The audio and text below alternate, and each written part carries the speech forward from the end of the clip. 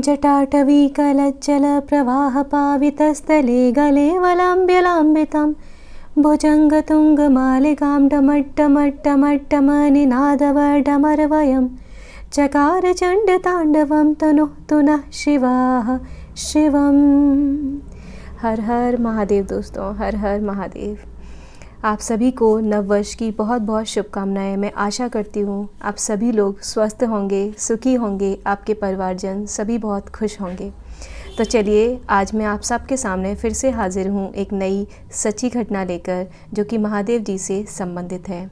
Video शुरू करने से पहले मैं आप सबसे एक रिक्वेस्ट जो हमेशा करती हूँ वो फिर से करना चाहूँगी कि आप लोग मुझ पर विश्वास करें ना करें, इन कहानियों पर भी विश्वास करें ना करें, पर अपने ईश्वर पर विश्वास करते रहिएगा, भोले बाबा पर विश्वास करते रहिएगा, उस त्रिकालदर्शी पर, उस नीलकंठ पर, उस महामृत्युंजय पर विश्वास करते रहिएगा, भोलेनाथ का नाम लेते रहिएगा। बस इतनी ही मेरी विनती है। तो चलिए शुरू करते हैं। ये कहानी है प्रतिमा गायकवाड़ जी की। और आज जो इनके पुत्र हैं, जो इनके बेटे हैं, वो 9 साल के हैं। अभी उनकी उम्र 9 साल है। और जिस समय की ये घटना है उस समय इनका जो बेटा है उसकी उम्र मात्र 1 महीना थी, मतलब वो 1 महीने के थे मात्र। उसी समय उनके जो पुत्र हैं उनको इस तरीके की कुछ समस्या हुई कि जब उन्हें हॉस्पिटल में दिखाया गया तो उन्हें बताया गया कि आपका जो बेटा है आपके बेटे का जो लिवर है उसमें कुछ समस्या है, परंतु उसका इलाज हम यहाँ इस छोटे अस्पताल में नहीं कर सकते हैं। तो प्रतिमा जी ने और उनके पति ने दोनों ने ही सोचा कि हम क्यों ना एक दूसरे अस्पताल में दिखा लें, और उन्होंने अपने एक बच्चे को ले जाकर एक बड़े अस्पताल में दिखाया।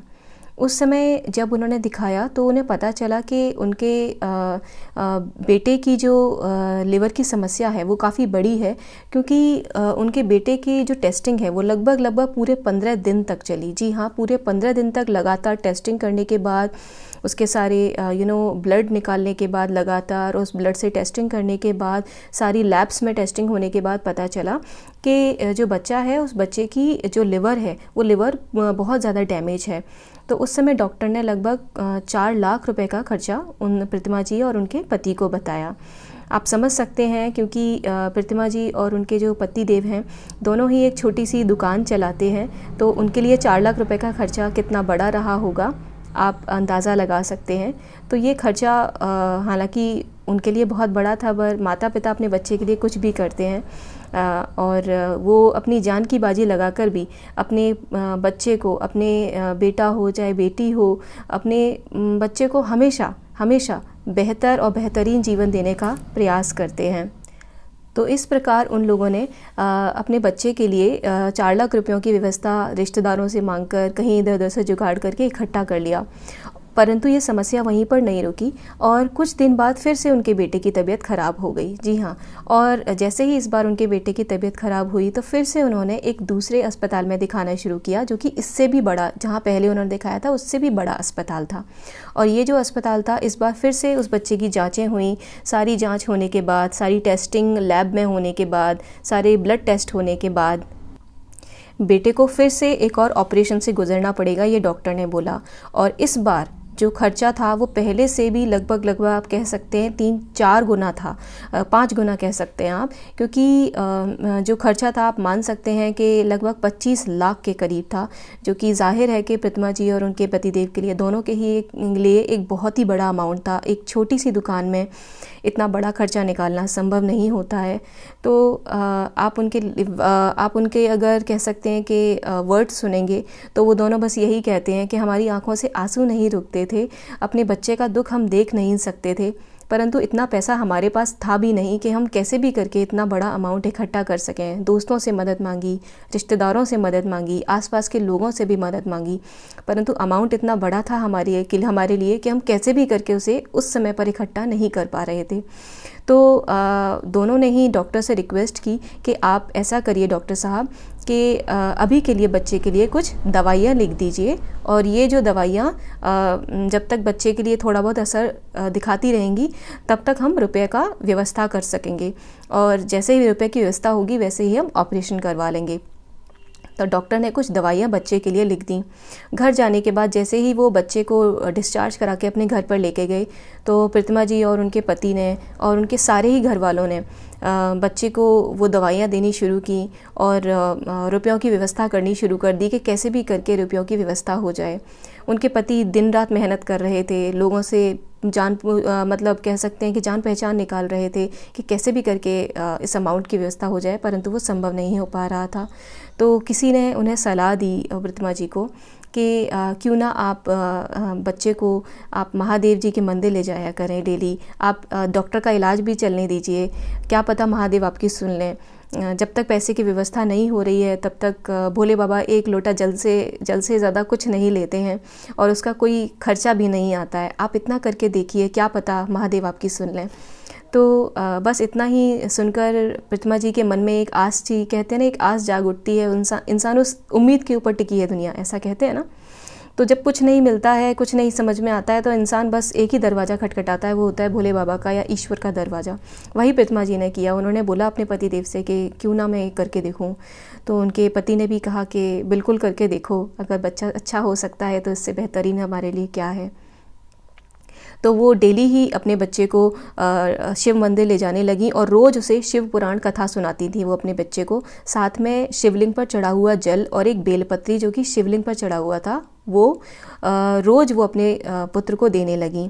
इस प्रकार धीरे धीरे करके पैसों की व्यवस्था उनके पतिदेव जैसे तैसे करने की कोशिश कर रहे थे और साथ में प्रतिमा जी रोज़ महादेव जी की पूजा अर्चना कर रही थी, उनसे रिक्वेस्ट कर रही थी, उन्हें कैसे भी करके मना रही थी कि महादेव आप कैसे भी करके, आप तो कालों के काल हो, आप महामृत्युंजय हो, आप नीलकंठ हो, आप त्रिकालदर्शी हो, आप त्रिदेवों में देव हो, आप कैसे भी करके मेरे पुत्र की जान बचा लीजिए।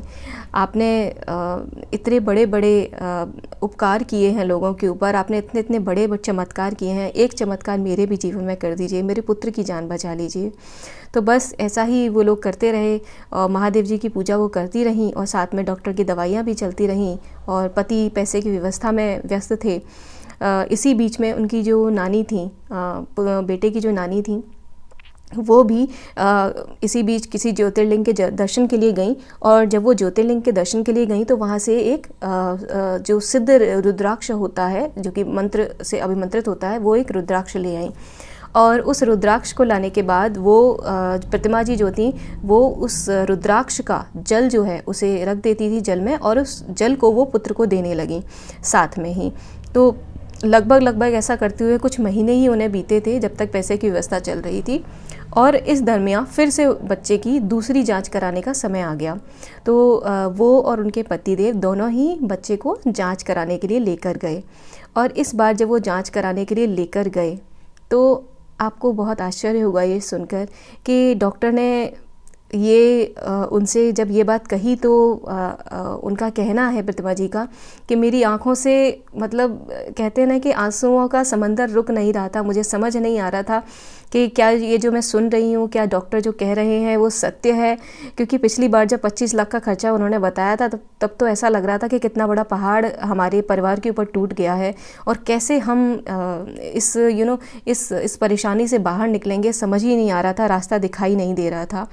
मैं तो बस ये सोच के बच्चे को शिव पुराण सुनाती थी, जल चढ़ाती थी, बेलपत्री खिलाती थी कि क्या पता महादेव हमारी सुन लें। लेकिन जब डॉक्टर ने ये बात कही कि इस बार जांच में जो रिपोर्ट्स आई हैं, मुझे विश्वास नहीं होता है कि बच्चे का लिवर जो है वो बिल्कुल सही तरीके से काम कर रहा है और उसे अब किसी भी ऑपरेशन की ज़रूरत नहीं है। ये सुनकर प्रतिमा जी की तो बस वो खुशी के मारे कह सकती हैं कि आप अंदाज़ा लगा सकते हैं कि माँ की खुशी का, एक पिता की खुशी का, घर वालों की खुशी का अंदाज़ा लगा सकते हैं। आज वो बच्चा एकदम स्वस्थ है, अपने पैरों पे चल रहा है, अपना सामान्य जीवन जी रहा है। इसलिए मैं हमेशा कहती हूँ, आप सभी से मैं एक रिक्वेस्ट करना चाहूँगी कि हमेशा आपको जीवन में जो भी मिला है आप कभी इस चीज़ के लिए धन्यवाद महादेव को या अपने ईश्वर को इस चीज़ के लिए धन्यवाद दिया करिए कि आपने हमें जो भी दिया है, ये स्वस्थ शरीर दिया है, हमें 3 टाइम खाने के लिए खाना दिया है, हमारे पास भोजन है, पानी है, लेने के लिए स्वस्थ हवा है। इन सब चीज़ों के लिए हमें शुक्रगुजार होना चाहिए ईश्वर का कि हमारे पास ये चीज़ें तो हैं, कुछ नहीं तो कम से कम देख पाने के लिए स्वस्थ आँखें हैं, हमारे पास एक अच्छा शरीर है जिससे हम अपने सारे काम कर सकते हैं। आज हम किसी के ऊपर निर्भर नहीं है, ये कितनी बड़ी बात है अपने आप में। तो आप सभी से मैं विदा लेती हूँ यही कहते हुए, और फिर से एक बार बोलना चाहूँगी कि नीचे आप कमेंट में अपना नाम, अपनी जगह ज़रूर बताइएगा। हर हर महादेव ज़रूर कमेंट में टाइप करिएगा। मुझे बहुत अच्छा लगता है जब मेरी वजह से महादेव का नाम कोई एक पल के लिए भी लेता है, मुझे बहुत खुशी होती है। आप मेरी खुशी का अंदाज़ा नहीं लगा सकते। सो धन्यवाद कहानी सुनने के लिए, यहाँ तक आने के लिए बहुत बहुत धन्यवाद। आप सभी स्वस्थ रहें, आपका परिवार खुश रहे, आप सभी बहुत बहुत बहुत ही प्रॉस्पेरस जीवन जिएं। हर हर महादेव दोस्तों, हर हर महादेव।